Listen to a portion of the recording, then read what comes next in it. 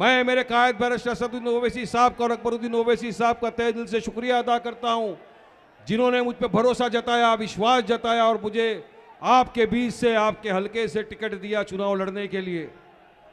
अब चुनाव का माहौल है, आप तमाम देख रहे हैं, इतने बरसों से आप अपना कीमती वोट देते आए, आपका वोट लेकर इक्तदार की कुर्सी पर तो बैठ गए, लेकिन भिवंडी की आवाम से मैं सवाल पूछूंगा, क्या आपका कोई भी काम हुआ? आज चुनाव के पहले आपके सामने आए, बड़े बड़े वादे किए गए थे, लेकिन आज एक भी वादा पूरा नहीं किया। आज हमारे सामने एक तरफ बीजेपी है, दूसरी तरफ कांग्रेस है, एक आरएसएस का इंडिविजुअल खड़ा हो गया, इंडिपेंडेंट, तीसरा आरएसएस बीजेपी को सपोर्ट करने के लिए समाजवादी भी खड़ा हो चुका है। हमारी लड़ाई इन चारों से है। मुझे यकीन है 3 तो आरएसएस के हैं, चौथा जो उनका सपोर्टर है आरएसएस का, जो चाहता है कि महाराष्ट्र के अंदर मुसलमानों की क़यादत खत्म हो जाए, उसका भी साथ आप कभी नहीं देंगे, भिवंडी की आवाम कभी नहीं देगी इंशाअल्लाह ताला। पिछली मर्तबा मजलिस इत्तेहादुल मुस्लिमीन ने आपके अपने खालिद साहब को समर्थन दिया, मजलिस कुछ वोटों से पीछे रह गई। आज भी लोग पछता रहे, बोल रहे वारिस भाई अगर उस वक्त हम गफलत में नहीं रह जाते तो आज एक मुसलमान की बेबाक आवाज असेंबली के अंदर गूंजती। लेकिन यकीन मानिए अब आपके पास मौका आया है, अभी नहीं तो कभी नहीं। ये लोगों ने आज भिवंडी की जो हालत की है, इसके जवाबदार कहीं ना कहीं आप और हम भी है, क्योंकि हमने वोट दिया, इनको वोट लेकर इक्तदार की कुर्सी पर बैठे काम नहीं किया। आज भिवंडी के मसले देखो, जहां जहां जा रहा हूं गलियों में, जहां जहां मिल रहा हूं अपनी माँ बहनों से, बुजुर्गों से, सब एक ही बात मुझे बोल रहे वारिस भाई ये रास्ते की हालत देखो, अब रास्ता नहीं बन रहा। पानी 5 मिनट के लिए आता है, कितनी जगहों पर पानी भी नहीं है 10-10 दिन से। टोरेंट एक ऐसा इलेक्ट्रिसिटी का ये है जो भिवंडी की आवाम का रोज खून सुखा रहा है, खून चूस रहा है। बिल कम होने का नाम नहीं ले रहा, बढ़ता जा रहा है बिल। कोई इनके पास मसाइल कुछ नहीं है। बस इनको एक ही चीज है, हमको इक्तदार मिल गया, अब हम नचाएंगे। 10 बरस से बीजेपी का एमएलए इक्तदार की कुर्सी पर है, उसका रिकॉर्ड चेक कर लीजिए, कितने मसलों पे उसने आवाज उठाई, एक भी नहीं। जब टोरेंट की बात आई उस वक्त भी ये खामोश थे, लेकिन आपकी तरफ से कोई लास्ट सेशन था, उस वक्त जो आवाज उठाई वो आपका गुलाम मजलिस का सिपाही वारिस पठान था, जिसने उस वक्त भी आवाज उठाई थी। ये लोग नहीं उठाते। आज आप खुद देखिए देश के हालात अब तमाम के साथ। जब से भाजपा सरकार सत्ता में आई है, मुसलमानों के खिलाफ एक जंग सी छेड़ दी गई है। इनको हमारे हिजाब से नफरत, हमारे खाने पीने से नफरत, हमारे पहनने ओढ़ने से नफरत। अब इनकी नजर हमारी वक़्फ़ की जो जमीन है उस पर है। ये वक़्फ़ की वो जमीन है जो हमारे बुजुर्गों ने सवाब की नीयत से हमारे बेवाओं के लिए, यतीमों के लिए डोनेट किया था, दान किया था। आज भाजपा आरएस चाहती है कि ये जमीन भी हमारी छीन ली जाए।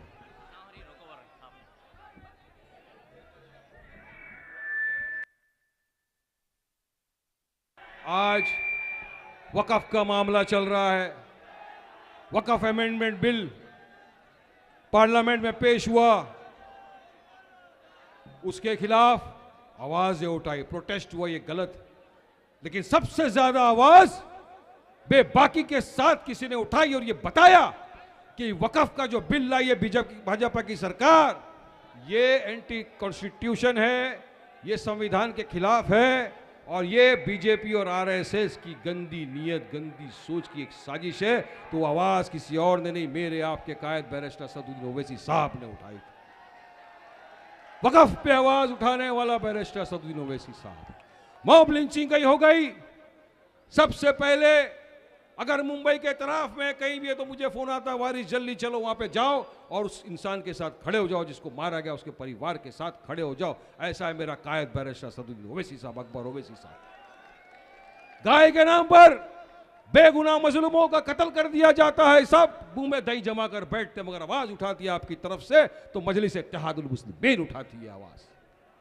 हर मुद्दे पे आपके, बाबरी से लेके, दादरी से लेके, ट्रिपल तलाक का हो, CAA-NRC का हो जाए, मॉब लिंचिंग हो जाए, JCR के नाम पे मुसलमानों का कत्ल कर दिया जाए, वक़फ़ का मसला आ जाए, हिजाब का मसला आ जाए, आपके हर मुद्दों पर अगर कोई बेबाकी के साथ आवाज उठाती है तो मजलिस इत्तेहादुल मुस्लिमीन आवाज उठाती है। और अगर हर मुद्दों पे जो आपके साथ कांधे से कांधा मिलाकर खड़े हैं, बेबाकी के साथ आपकी आवाज बन के हर जगह गूंजते हैं, तो आपके वोट के असली हकदार भी तो मजलिस इत्तेहादुल मुस्लिमीन हो या नहीं हो, जवाब दीजिए। हर मुद्दे पे आपके खड़े हैं। काफी बातें बताएंगे अभी अकबर साहब, लेकिन मैं आपको यहां के डेवलपमेंट के, विकास के, लोकल मुद्दों की बात बता रहा हूं। 3 RSS वाले खड़े हुए हैं यहां पर, 3 बीजेपी, पाटिल, कांग्रेस और 3 को सपोर्ट करता हुआ समाजवादी पार्टी, जो चाहता है कि मुस्लिम क़यादत को महाराष्ट्र से खत्म कर दिया जाए। अपने जाति मफाद के लिए उसने भिवंडी वेस्ट से, भिवंडी पश्चिम से अपने उम्मीदवार को उतारा है। बताना चाहता हूं मैं क्यों उतारा है उसने। पूरा भिवंडी मुझे रोज मिलके बोल रहा है, वारिस भाई बताओ भिवंडी वालों को क्यों इसने यहां से उतारा। वजह है ओशन का जो प्रोजेक्ट है, करोड़ों का है ना, वो प्रोजेक्ट इनका है, उम्मीदवार का है, ये महाराष्ट्र के उसके प्रेसिडेंट आसिम का है। ये प्रोजेक्ट बचाने के लिए भिवंडी करो मेरे माँ बाप भाई बहनों आपके साथ षड्यंत्र रचा जा रहा है। बीजेपी की डुगडुगी बज रही है यहां, ये नाच रहा है। ये बचाने के लिए इनको भेजा गया है। बी टीम को पहचानो मेरे दोस्तों, बुजुर्गों, अजीज साथियों, आज भी ये इसलिए यहां पर आए हैं, वरना क्या था इनका। हर जगह जहां हमारे सिटिंग MLA थे वहां भी उतार दिया। अरे हम लड़ेंगे, लेकिन हमको यकीन है कि भिवंडी की आवाम और महाराष्ट्र की आवाम और मजलिस इत्तेहादुल मुस्लिमीन के प्रत्याशियों को चुनकर महाराष्ट्र की असेंबली के अंदर भेजेगी इस मर्तबा इंशाअल्लाह ताला। हम आए आपके बीच, मैं आया हूं, मैं मेरे कायद के सामने वादा करता हूं आपसे कि अकबर साहब इंशाअल्लाह ताला मैं भिवंडी में अपना घर बसाऊंगा, भिवंडी में रहूंगा। यहां के लोग मुझे दुआओं से, मोहब्बतों से नवाजेंगे। इंशाअल्लाह असेंबली में जाऊंगा, भिवंडी वालों के हर एक मसले के ऊपर सरकार की आंख में आंख डालकर सवाल करूंगा। इनके हर मसलों को मैं पूरा करके दिखाऊंगा। मेरे कायद के सामने ये वादा है मेरा कि इंशाअल्लाह ताला मजलिस इत्तेहादुल मुस्लिमीन का ये सिपाही आपकी लड़ाई लड़ेगा, हक की लड़ाई लड़ेगा, इंसाफ की लड़ाई लड़ेगा।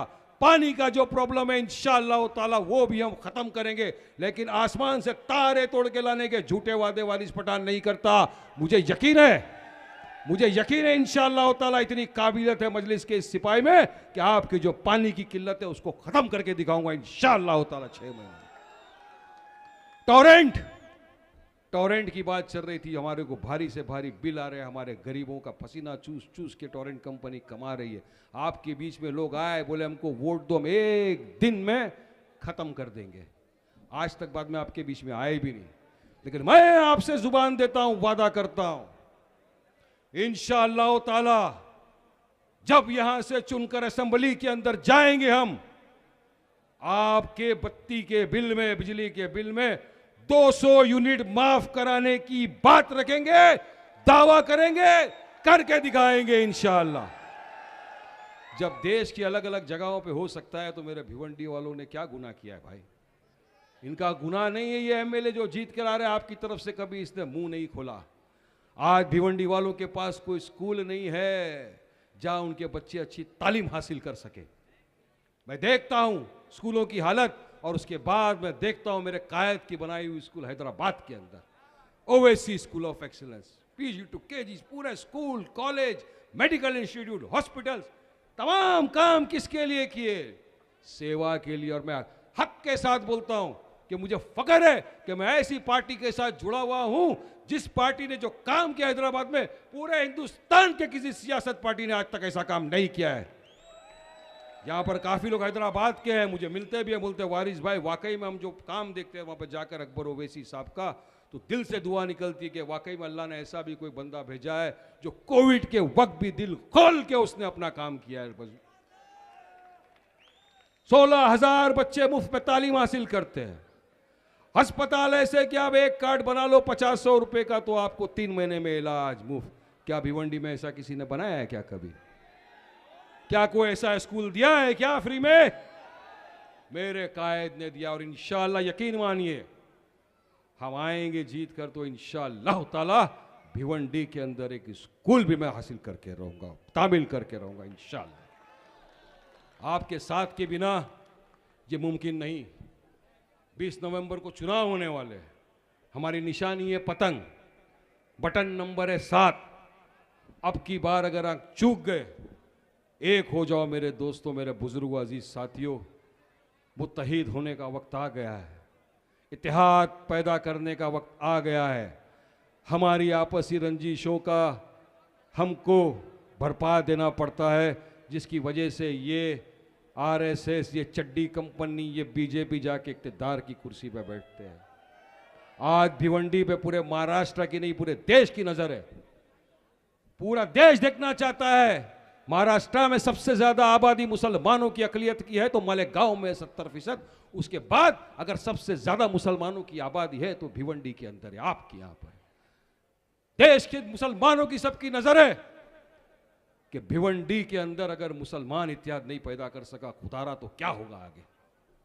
यकीन मानो आपको इत्तेहाद पैदा करना होगा, मुत्तहिदा तौर पे होना होगा, एक होना होगा, वरना यहां का जो मैसेज अगर उल्टा चला गया खुदा ना खास्ता, तो मुसलमानों के नाम का क्या होगा सोचिए आप। वैसे भी आज मुसलमानों के खिलाफ जहर उगला जा रहा है। वो एक रामगिरी, मैं समझता हूं कि यहां जो मुसलमान है, देश में जो मुसलमान है, दुनिया में मुसलमान है, हर चीज बर्दाश्त कर लेगा, मगर अपने हुजूर मोहम्मद मुस्तफ़ा सल्लल्लाहु अलैहि वसल्लम की शान में गुस्ताखी की किसी भी कीमत बर्दाश्त नहीं करेगा, किसी कीमत पर बर्दाश्त नहीं करेगा। उसने गुस्ताखी की, मजलिस इत्तेहादुल मुस्लिमीन ने उसका मुंह तोड़ जवाब दिया, प्रोटेस्ट किया। हमने एक नाथ शिंदे को कहा, चीफ मिनिस्टर को कहा, फडणवीस को कहा कि अगर इस तारीख तक आपने इसको हिरासत में नहीं लिया, रामगिरी को, जिसने हमारे हुजूर की शान में गुस्ताखी की, तो हम उतर कर आएंगे रस्तों के ऊपर, संविधानिक तरीके से हमारा प्रोटेस्ट दिखाएंगे। और यकीन मानिए हम लोग उतरे। जितने मेरे आका के चाहने वाले थे तमाम महाराष्ट्र की सड़कों के ऊपर उतर गए।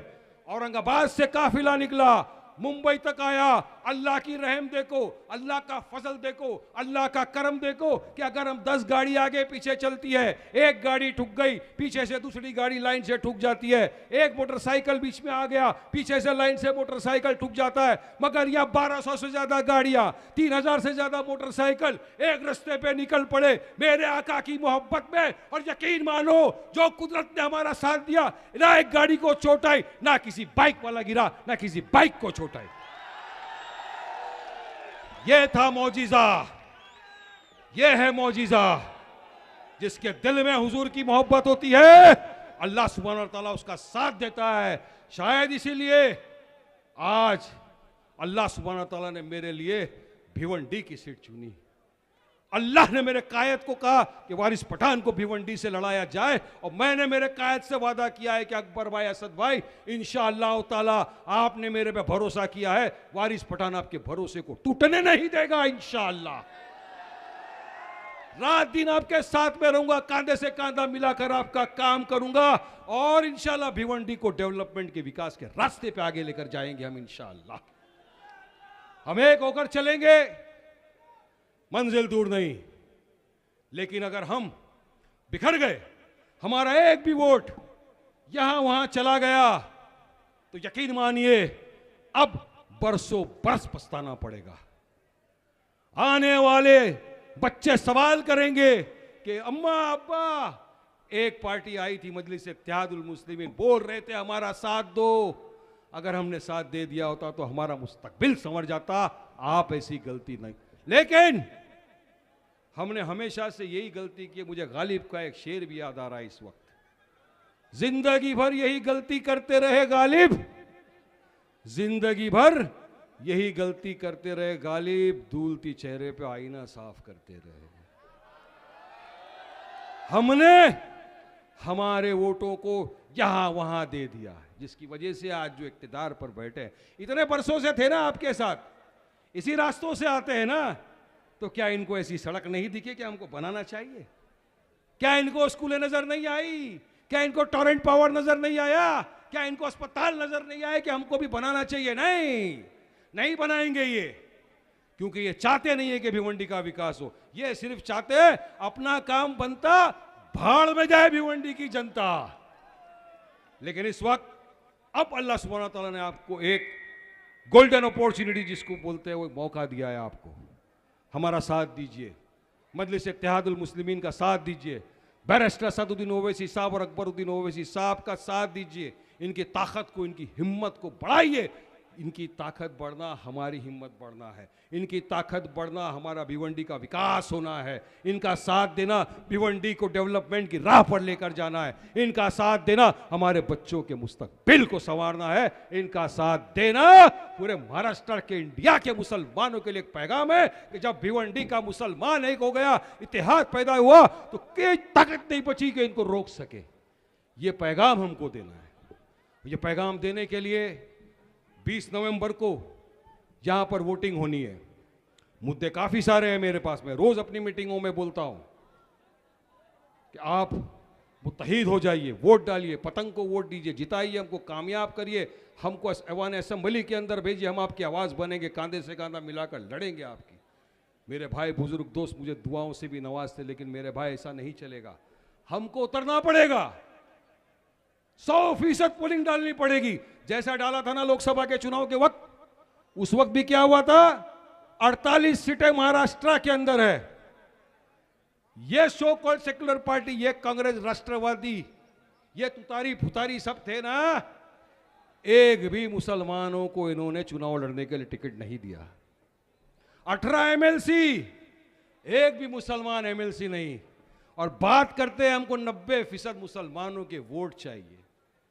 मेरे भाई और बुजुर्गों दोस्तों, आपने दिया वोट, भर भर के वोट दिया आपने, 90% वोट दिया, जिताया, इक्तदार की कुर्सी पर बिठाया। लेकिन जब वक्फ अमेंडमेंट बिल आया पार्लियामेंट में, यकीन मानिए, ये जो महाविकास आघाड़ी की सरकार के 9 उद्धव ठाकरे के जो मेंबर ऑफ पार्लियामेंट, जो हमारे वोटों से जीत कर पार्लियामेंट में गए थे, 9 के 9 सांसद गायब हो गए, 9 के 9 सांसद पार्लियामेंट से गायब। अरे तो क्या मुसलमान तुम्हारे बाप के वोट की जागीर बनाएंगे? हाँ, क्या मुसलमानों का वोट तुम्हारे बाप की जागीर है क्या? क्या मुसलमान क्या हमको वोट देगा, हम काम करो नहीं करो, हमको तो वोट देने ही वाला है? नहीं, अब मौका आ गया है, अब हिसाब होगा।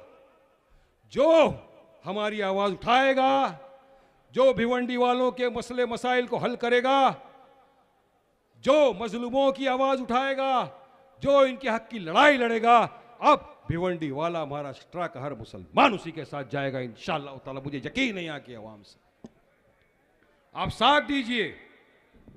अब मुझे थोड़ा बैठना चाहिए, मैं ऐसा समझता हूं, क्योंकि हम सब, तूफान आ चुका है,